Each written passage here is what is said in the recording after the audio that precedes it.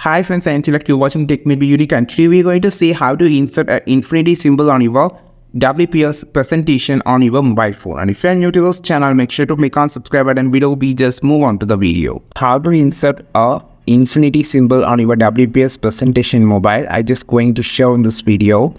So to insert the infinity symbol, if you are just using your insert symbol option on your key on your WPS presentation, you can't find that.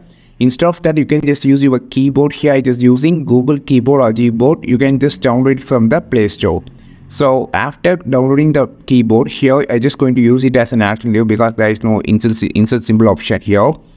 So click on this number section first, then you just need to click on the equal symbol again.